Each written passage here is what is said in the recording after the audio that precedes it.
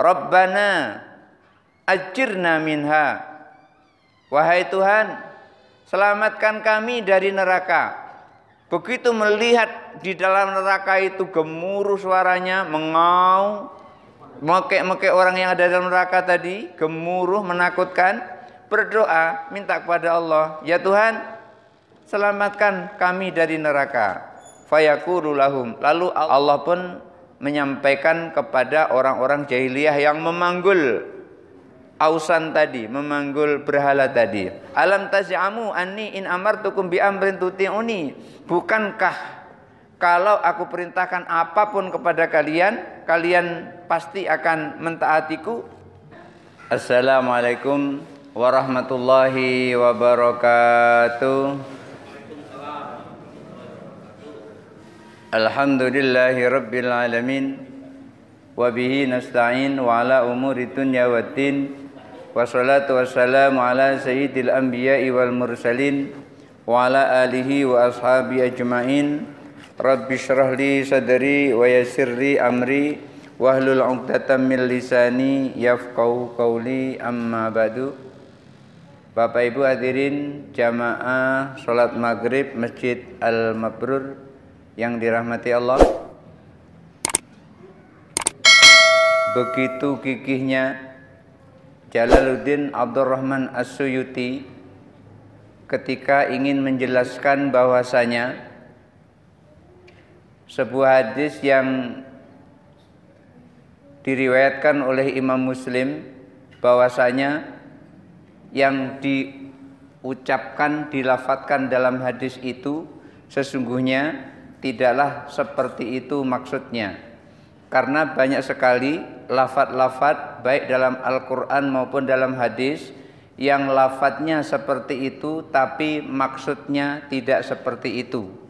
Lalu bagaimana cara mengetahui kok lafadznya seperti itu maksudnya tidak seperti itu? Ya tentu dengan dalil-dalil yang lain yang diambil dari Al-Quran maupun hadis itu sendiri.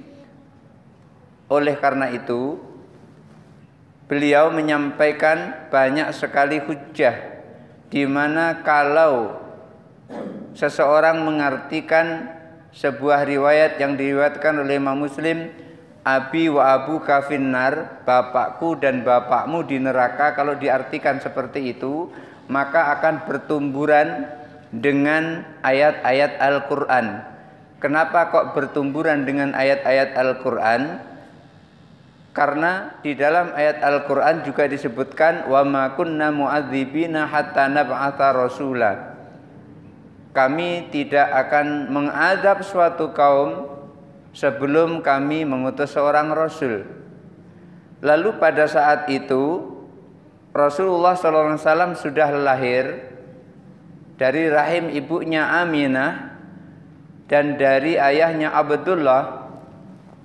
Tetapi sayangnya Aminah dan Abdullah itu tidak menemui Rasulullah SAW dibi'sah, diangkat jadi Rasul.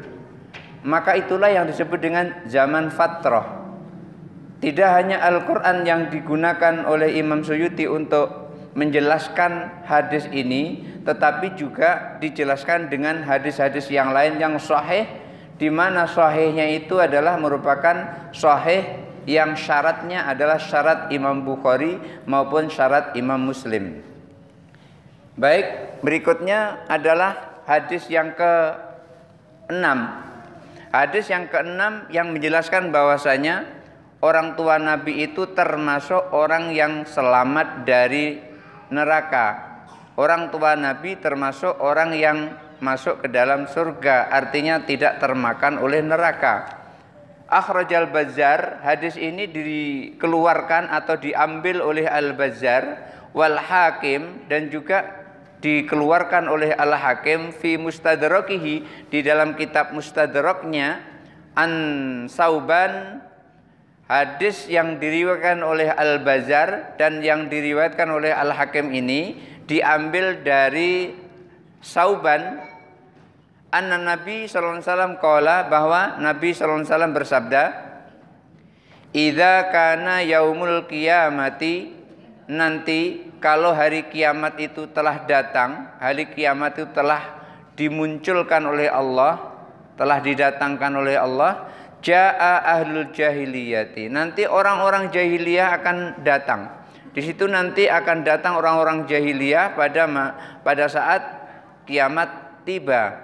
Orang-orang jahiliyah datang itu yahmiluna authanahum, mereka memanggul berhala-berhala mereka ala zuhurihim, di atas punggung mereka.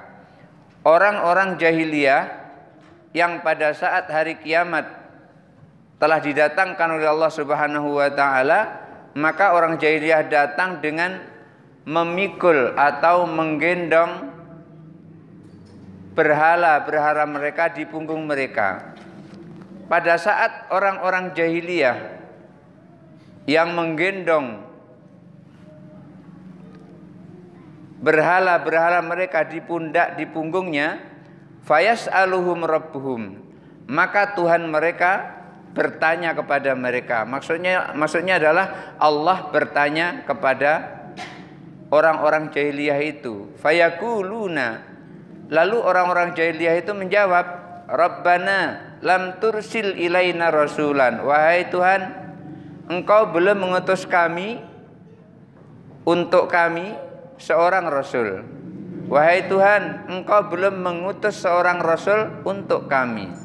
Walam ya'tina laka amrun, dan juga belum ada perintah darimu yang datang kepada kami. Jadi protesnya orang-orang jahiliyah seperti itu. Orang-orang jahiliyah yang meninggal pada saat itu, pada masa fatrah itu, mereka protes kepada Allah, ya Allah, Engkau belum utus kepada kami seorang rasul, dan juga Engkau belum berikan perintah kepada kami apapun. Walau arsalta ilaina rasula, maka andaikan Engkau pada saat itu telah mengutus kepada kami seorang rasul, Engkau telah memberikan kami seorang rasul, lakunna atwa'a ibadika, pasti aku menjadi hambamu yang paling taat. Di sini di dalam hadis ini, ketika Allah menyampaikan pertanyaan kepada orang-orang jahiliyah yang memanggul berhala-berhala di punggungnya itu, orang-orang jahiliyah menjawab, dia akan menjadi hambanya yang paling taat. Artinya ketika Allah perintahkan dia akan melaksanakan, ketika Allah larang dia akan meninggalkan larangan itu. Ini menunjukkan bahwasanya dirinya adalah akan menjadi orang baik andaikan Allah telah mengutus Rasul kepadanya dan Allah telah memberikan perintah kepadanya. Fayaqulu lahum rabbuhum, dengan pernyataan mereka yang seperti itu, maka Allah pun mengatakan kepada orang-orang itu, orang-orang jahiliyah itu, Allah berfirman kepada orang-orang jahiliyah itu, ara'aitakum in amartukum bi amri tuti'uni, apakah benar kalau aku perintahkan kepada kalian, kalian itu nanti akan taat kepadaku? Maksudnya, benarkah kalau aku perintahkan sesuatu kepadamu, kamu akan taat kepadaku? Fayaquluna, orang-orang jahiliyah tadi yang memanggul ausan, yang memanggul berhala-berhala tadi, itu menjawab, na'am, ya. Artinya ketika Allah nanti perintah, maka ia akan pasti taatinya. Faya'muruhum, lalu Allah pun perintahkan kepada mereka untuk menguji, benar enggak ia katakan kalau ia itu taat bila diperintah oleh Allah. Maka Allah menguji mereka dengan memerintahkan mereka ayya'madu ila jahannam. Allah perintahkan mereka untuk menguji mereka agar mereka masuk ke dalam neraka jahanam. Barangkali udkhulu jahannam, masuk kalian ke dalam neraka jahanam. Katanya taat, maka Allah uji, masuk kalian ke dalam neraka jahanam. Fayadkhuluha, lalu mereka mulai pelan-pelan mau masuk neraka jahanam. Fayantalikuna, lalu mereka menuju ke neraka jahanam itu.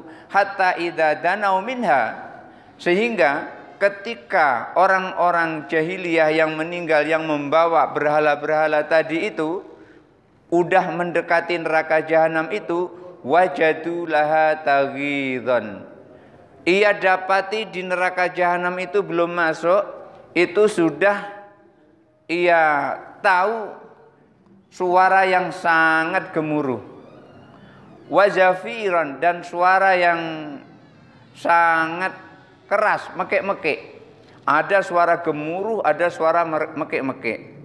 Jadi ketika diperintahkan Allah, kalau begitu, kalau kamu memang taat kepadaku, masuklah kamu ke dalam neraka. Mulailah dia pelan-pelan menuju neraka. Sampai ke dekat neraka itu, ia mendengar suara yang mekek-mekek, mendengar suara yang gemuruh. Faraja'u, ternyata takut. Mendengar suara gemuruh, mendengar suara mekek-mekek tadi, ternyata takut. Akhirnya apa? Kembali ila rabbihim, kepada Tuhan mereka. Kembali kepada Allah, kembali kepada Tuhannya, menghadap Allah lagi. Lantaran apa? Lantaran mendengar suara gemuruh, mendengar suara yang mekek-mekek di dalam neraka itu. Fayakuluna, lalu ketika mereka kembali kepada Allah, lalu orang-orang tadi, orang-orang jahiliyah tadi bertanya kepada Allah atau berdoa kepada Allah. Rabbana ajirna minha, wahai Tuhan, selamatkan kami dari neraka. Begitu melihat di dalam neraka itu gemuruh suaranya, mengaum, mekek-mekek orang yang ada dalam neraka tadi, gemuruh menakutkan, berdoa minta kepada Allah, ya Tuhan, selamatkan kami dari neraka. Fayaqulu lahum, lalu Allah pun berfirman kepada mereka itu. Allah pun menyampaikan kepada orang-orang jahiliyah yang memanggul ausan tadi, memanggul berhala tadi. Alam taj'amu, bukankah kalian sudah mengklaim, bukankah kalian sudah mengatakan, anni in amartukum bi amrin, kalau aku perintah apapun kepada kalian, tuti'uni, niscaya kalian akan taat kepadaku. Sebelumnya kan kamu sudah mengatakan, andaikan engkau utus kepada kami seorang rasul, dan andaikan engkau perintah kami dengan sebuah perintah, engkau utus kami seorang rasul, niscaya kami termasuk hambamu yang paling taat. Dan engkau perintahkan kepada kami, niscaya kami akan melakukannya. Bukankah engkau telah melakukan seperti itu sebelumnya? Alam taj'amu anni in amartukum bi amrin tuti'uni. Bukankah kalau aku perintahkan apapun kepada kalian, kalian pasti akan mentaatiku? Fayakhudha ala dzalika muwathiqahum. Itulah Allah ambil sumpah kepada orang-orang jahiliyah itu tadi. Diambil sumpah, kalau diperintah pasti akan menjalankan. Kalau diutus Rasul pasti akan menjadi hambanya yang soleh. Disumpah seperti itu. Lalu diuji. Masuk kamu ke dalam neraka. Loh, kok begitu dekat dengan neraka, tidak jadi masuk. Lari dia dari neraka dan minta diselamatkan dari neraka. Maka Allah berfirman kepadanya, fayaqulu i'madu ilaiha, masuk kamu ke dalam neraka. Katanya taat, apapun yang diperintahkan taat, masuk ke dalam neraka. Fadkhaluha, lalu mereka itu mau memasuki ke dalam neraka. Fayantalikuna, lalu ketika mereka mau masukin neraka itu, kemudian mereka pergi menuju ke neraka itu. Hatta idza ra'auha, sehingga ketika ia melihat neraka itu, tadinya kan dia belum pernah melihat neraka. Begitu dia melihat neraka, apa yang terjadi? Ternyata begitu melihat neraka, farraku, ia mundur dari neraka itu. Ia memisahkan diri dari neraka itu. Dia enggak mau masuk ke dalam neraka. Waraja'u, lalu mereka kembali kepada Allah. Artinya dia tidak mau masuk ke dalam neraka. Qalu, pada saat dia kembali kepada Allah, dia berdoa, Rabbana farriqna minha, ya Allah, pisahkan kami dari neraka. Jangan sampai masuk ke dalam neraka. Wala nastati'u an nadkhulaha. Kami enggak bisa masuk neraka seperti ini ya Allah. Katanya taat. Perintah Allah apapun akan dilaksanakan. Tapi begitu Allah perintahkan supaya masuk ke dalam neraka, malah berdoa, ya Allahumma farriqna, ya Allah pisahkan kami minha, dari neraka. Malah berdoa seperti itu. Wala nastati'u an nadkhula, kami enggak bisa masuk ke dalam neraka. Ternyata dia tidak taat. Fayaqulu, lalu Allah berfirman kepadanya, udkhuluha, masuk kamu ke dalam neraka, dakhirin, dalam keadaan hina dan dina. Akhirnya Allah pun masukkan ia ke dalam neraka itu dalam keadaan hina dan dina. Faqala Nabi sallallahu alaihi wasallam. Cerita Nabi ini, di mana Nabi bercerita sesuatu yang bakalan terjadi nanti di hari kiamat, disampaikan kepada para sahabat. Lalu Nabi menyampaikan kepada para sahabat tentang hal ihwal, firman Allah yang menyampaikan kepada orang-orang jahiliyah yang memanggul ausan, memanggul berhala tadi. Beliau Rasulullah SAW sabdakan, lau dakhaluha awwala marratin, andaikan orang-orang jahiliyah yang diperintahkan Allah itu pertama kali Allah perintahkan masuklah kalian ke dalam neraka, kemudian dia masuk, kanat alaihim bardan wasalaman, niscaya neraka itu terasa dingin dan ia pun selamat dari panasnya api neraka. Jadi Rasulullah jelaskan begitu. Andaikan saja pada saat pertama kali Allah perintahkan udkhulu jahannam, masuk kalian ke neraka jahannam, lalu ngikut saja tanpa protes, tanpa banyak alasan, nggak bisa masuk karena panas dan seterusnya, langsung saja masuk, nggak peduli, yang penting menjalankan perintah Allah, maka Rasulullah sampaikan lakanat alaihim bardan wasalaman, niscaya neraka itu akan menjadi dingin dan ia pun selamat. Qala Al-Hakim,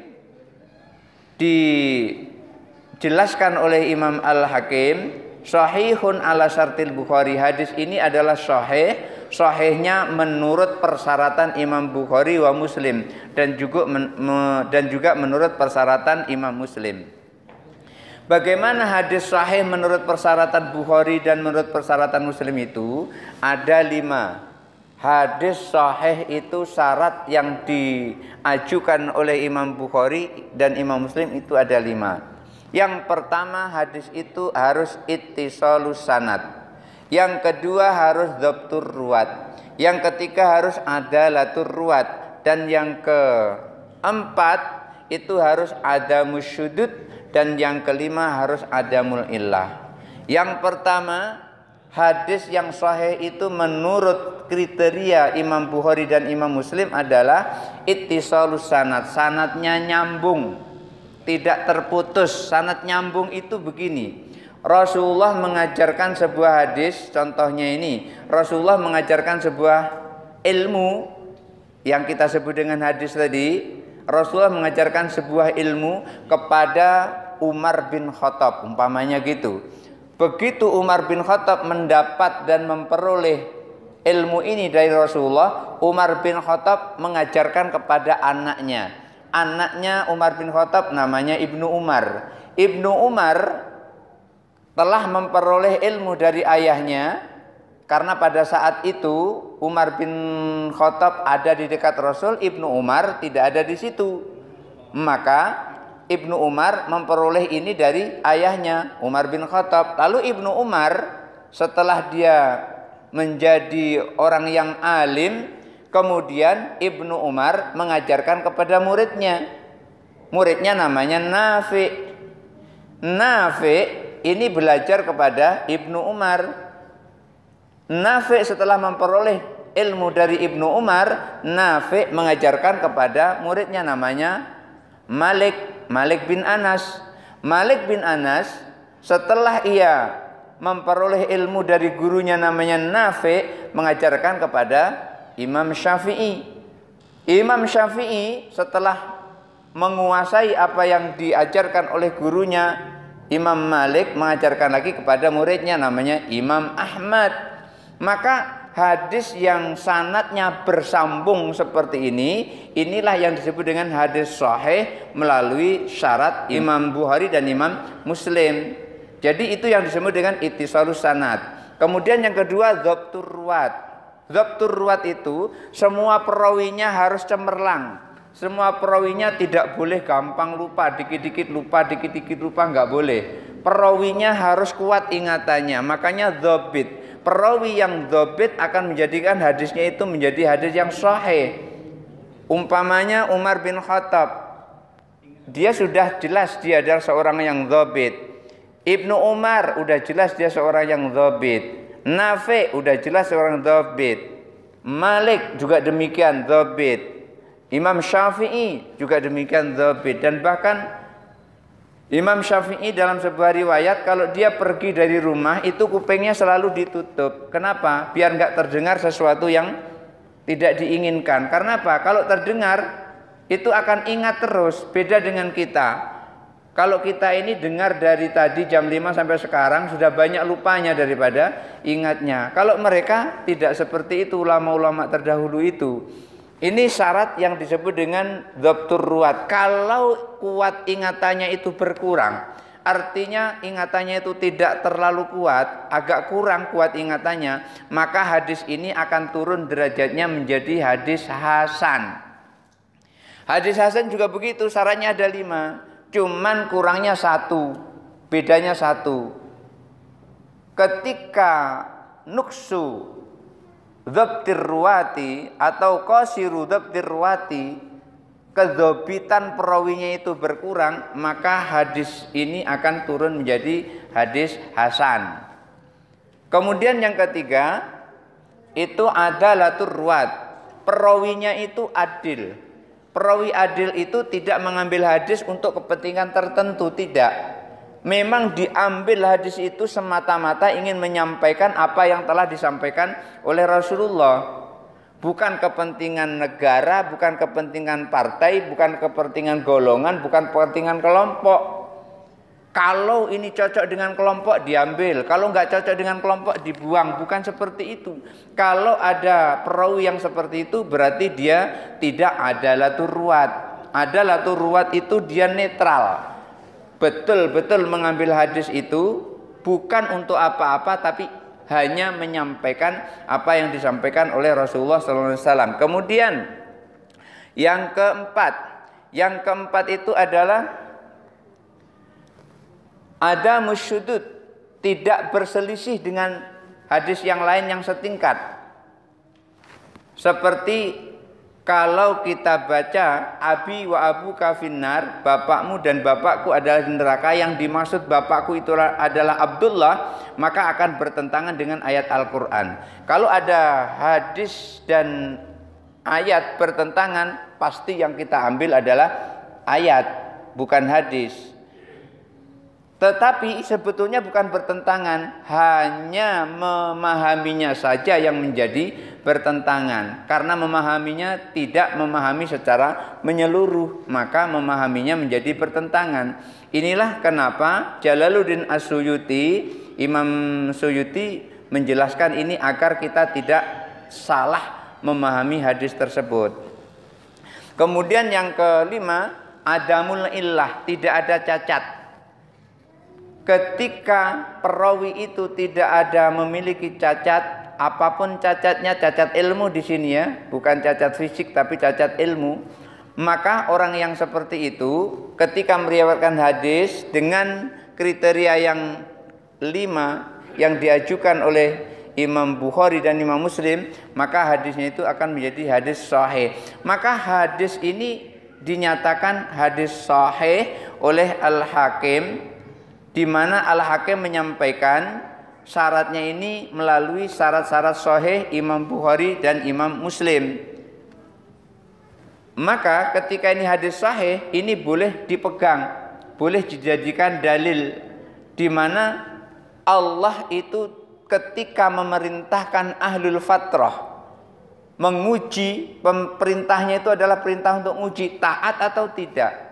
Ketika orang itu taat, maka selamat dari neraka. Kalau dia tidak taat, akan diseret oleh malaikat dan dimasukkan dalam neraka. Nerakanya menjadi panas. Oleh karena itu Rasulullah menjelaskan, andaikan orang-orang jahiliyah yang memanggul ausan, memanggul berhala-berhala tadi, begitu diperintahkan Allah, udkhuru jahannam, masuk kalian ke neraka jahannam, tidak sampai mengulang perintah yang ketiga.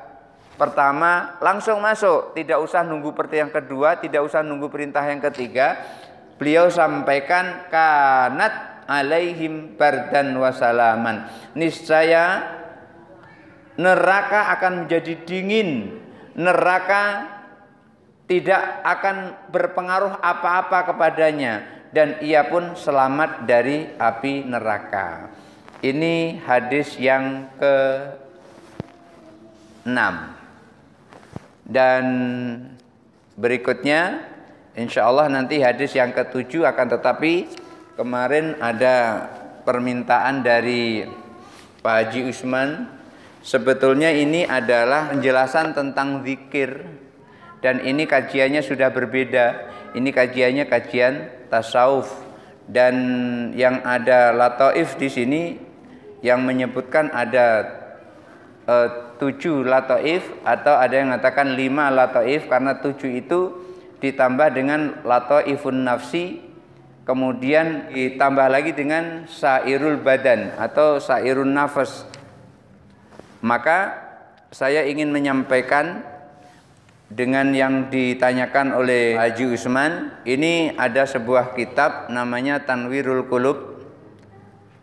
Tanwirul Qulub ini disusun oleh Syekh Muhammad Amin Al-Qurdi Al-Irbili Asy-Syafi'i madhaban, An-Naqsabandi masyraban. Jadi beliau ini adalah madhabnya madhab Syafi'i, kemudian tarekatnya adalah tarekat Naqsabandi. Beliau di dalam kitab ini menyampaikan fi kaifiyati dzikri indas sadatin Naqsabandiyati. Beliau menyampaikan tata cara berzikir. Beliau menyampaikan i'lam anna dzikral qalbi yang qasimu ila qismaini. Zikir hati itu terbagi menjadi 2. Al-awwalu bi ismi dzati, zikir dengan ismu dzat. Wa tsani bin nafyi wal itsbat. Dan yang kedua, zikir dengan meniadakan dan menetapkan.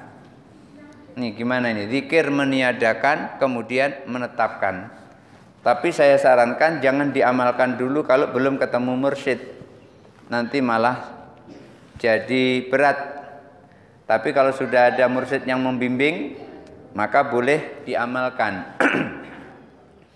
Karena saya baru diijazahi saja oleh Kiai Muhaiminan untuk mengamalkan tarekat namanya tarekat Syadziliyah, tapi belum diijazahkan untuk menjadi mursyid. Oleh karena itu sebaiknya ini hanya untuk pengetahuan kita saja.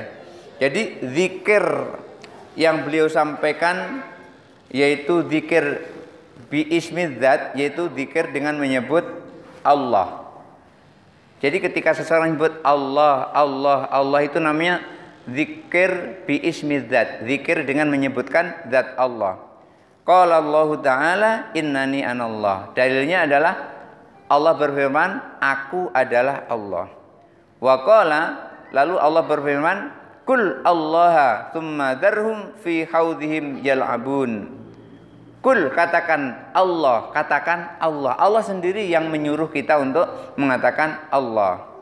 Wa qala Rasulullah SAW, la taqumu sa'atu hatta la yabqa ala wajhil ard may yaqulu Allah Allah.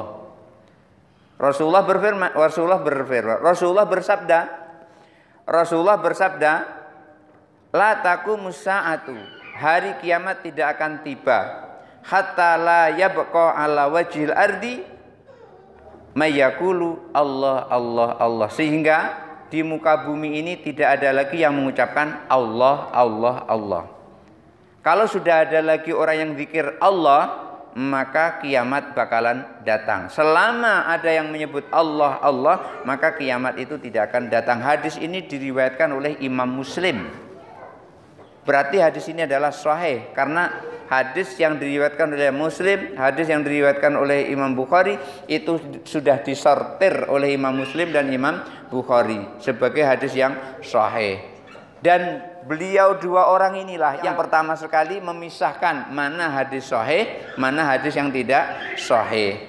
Maka kalau sudah disebut oleh dua orang ini dengan haibahnya, maka kita langsung yakin bahwasanya hadis itu adalah sahih. Kenapa? Karena memang beliau berdua orang pertama yang membedakan mana hadis sahih, mana hadis yang tidak sahih. Maka Rasulullah sampaikan kiamat tidak akan tiba selama masih ada orang yang menyebut Allah, Allah, Allah. Lalu bagaimana cara berzikir ini? Cara berzikir ini walahu adabu ahada asara. Di dalam berzikir ini ada adabnya, ada tata caranya, sopan santunnya ada. Dan sopan santunnya itu ada 10. Saya ambil yang pertama-pertama saja. 10, ada 10. Yang pertama at-thaharatu, harus suci. Harus suci. Kalau dijelaskan ini panjang banget ini. Kalau dijelaskan. Yang pertama harus suci. Kenapa? Kok harus ngambil air wudhu? Al-wudhu'u yukafiru dzunub. Ini riwayat oleh Imam Ahmad. Wudhu itu akan menghapuskan dosa. Dan yang kedua, sholat rakaataini, sholat 2 rakaat. Setelah sholat 2 rakaat, istiqbalal kiblati, membacanya menghadap kiblat. Ar-rabi, yang keempat, al-julusu mutawarikan. Julusnya adalah duduknya adalah duduk tawarruk. Setelah duduk tawarruk udah siap, maka al-khamis, yang kelima, al-istighfar min jamil ma'asi, mohon ampun kepada Allah. Jadi istighfar. Setelah melakukan istighfar, yang keenam, qiraatul Fatihah marratan, membaca surah Fatihah sekali, kemudian wal ikhlas salasa marrat, dan membaca surah al-ikhlas 3 kali, wa ihda'uha ila ruhi sayyidina Muhammadin sallallahu alaihi wasallam, dan menghadiahkannya kepada Nabi Muhammad SAW sampai ada 10. Karena ngejar waktu, langsung saja pada yang kedua. Yang kedua itu namanya dzikrun nafyi wal isbat. Jadi meniadakan kemudian menetapkan. Artinya begini, ketika kita berzikir itu tidak ada yang ada kecuali Allah. Tidak ada yang ada kecuali Allah. Artinya apa? Kita ada ini, yang mengadakan adalah Allah. Maka pada saat itu ketika seseorang menyebut la ilaha illallah, maka di sini ada beberapa makna. Mulai dari makna yang paling ringan dan makna yang paling tinggi. Yang tadi itu tidak ada yang ada kecuali Allah. Itu orang yang telah memiliki imanul hakikah. Kalau telah memiliki imanul hakikah seperti itu, inilah nanti dia zikirnya seperti ini. Maka beliau sampaikan wa'lam anna aktsara arbab bihadhi tariqatil aliyati, ketahuilah bahwa para guru-guru tarekoh yang tinggi iktabarul lataifil insaniyati, mereka mengungkapkan atau menggambarkan lataif. Lataif itu jamak dari latifah. Lataif itu jamak dari latifah. Latif itu salah satu dari asma Allah, artinya lembut. Jadi lataif itu adalah kelembutan-kelembutan. Lataiful insaniyah, kelembutan-kelembutan yang ada di dalam diri manusia. Untuk apa menggambarkan seperti ini? Litashili suluki ala salikin, agar orang-orang yang mendekatkan diri kepada Allah itu lebih mudah. Wa dzakaru bitilkal lataif, dan kemudian mereka berzikir dengan lataif itu bilafzil jalalah, dengan lafzul jalalah, yaitu la ilaha illallah, litahsili jadbatil muayyanati dzati, untuk bisa menarik zat Allah Subhanahu wa taala. Maka yang pertama lataif itu adalah al-qalbu. Yang pertama itu Lataiful Qalbi. Lataiful Qalbi itu beliau penyusun kitab ini Syekh Muhammad Amin Qurdi Al-Irbili Asy-Syafi'i, beliau menyampaikan huwa tahta saddil aisari. Jadi Lataiful Qalbi itu berada di bawah susu sebelah kiri. Biqadri usbu'aini, kurang lebih 2 jari. 2 jari ma'ilan ilal janibi, yang condong ke samping. Ala saklisan wabiri, bentuknya digambarkan seperti pohon cemara, bentuknya itu. Wa tahta qadami Adam, dan ini berada di bawah kaki Nabi Adam alaihissalam. Nanti apa yang dimaksud kaki itu di bawah ada penjelasannya. Wa nuruhu asfar, cahayanya berwarna kuning. Fa idza kharaja nurul latifah, ketika nur latifah itu keluar min khidai katifi, dari bahu Nabi Adam alaihissalam, wa'ala kemudian meninggi, maksudnya nyombong, sombong. Au hasala fihi ikhtilajun, pas pada saat meninggi tadi, sombong tadi, ada getaran-getaran dalam badannya. Au harakatun, atau gerakan-gerakan qawiyatun yang kuat. Faliyalqan bilatifah, maka bacalah dengan latifah itu tadi. Jadi ketika seseorang supaya yang cahaya kesombongan,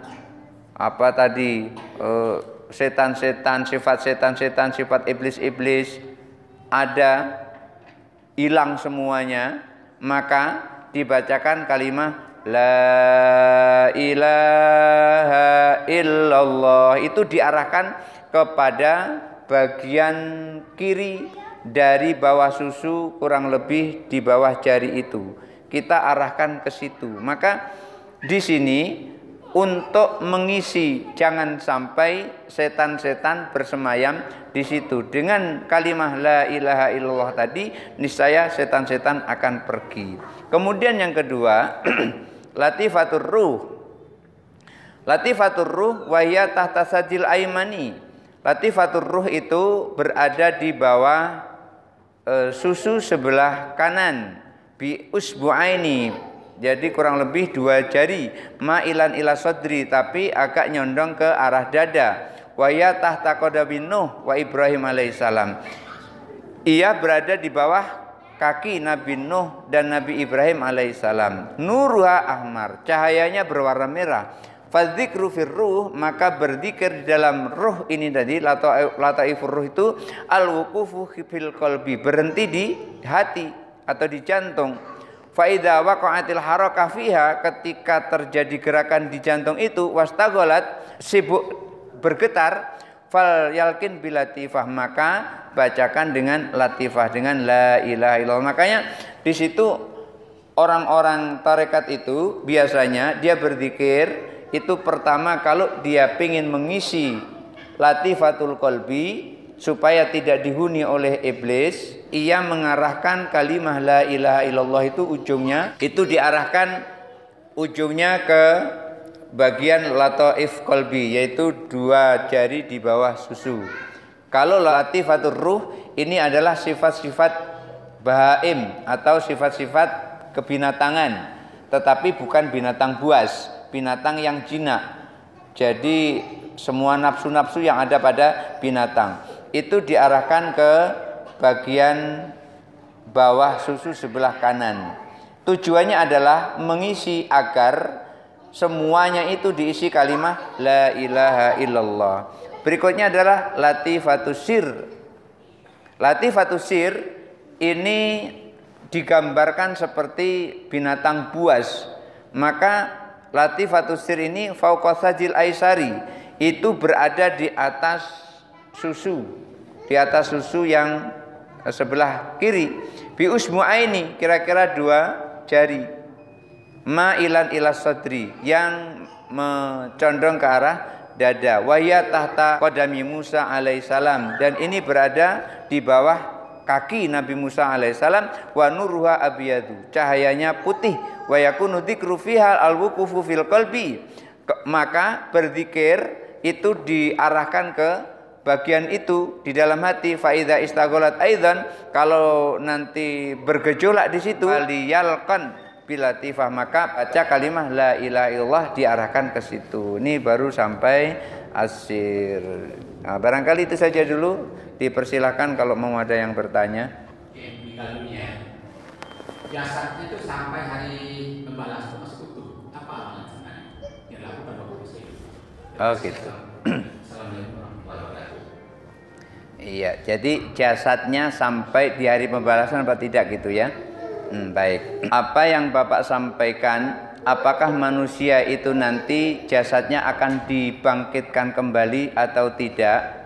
Jawabannya yang ada di dalam Al-Quran, jasadnya akan dibangkitkan kembali. Bagaimana jasadnya kok bisa dibangkitkan kembali? Dulu pernah ada seorang yang menghayal-hayal gitu, barangkali sambil dia duduk-duduk itu, bagaimana caranya Allah menghidupkan orang yang meninggal, bagaimana caranya. Lalu pada saat ini diceritakan di dalam surah Al-Baqarah, ketika seseorang yang sedang pergi ke kebun berhenti di sebuah kampung, au kalladzi marra ala qaryatin wa huwa khawiyatun ala urusiha anna yuhyi hadhillahu ba'da mautiha. Orang ini ketika melewati sebuah kampung di mana kampung itu hancur, pada saat itu dia ngomong dalam dirinya, anna yuhyi hadhillahu ba'da mautiha, bagaimana Allah akan menghidupkan setelah semuanya habis, setelah semuanya berantakan. Fa amatahullahu mi'ata amin. Lalu orang tadi yang ngomong dalam hatinya, bagaimana caranya Allah bisa menghidupkan semua yang sudah berantakan, sudah mati ini.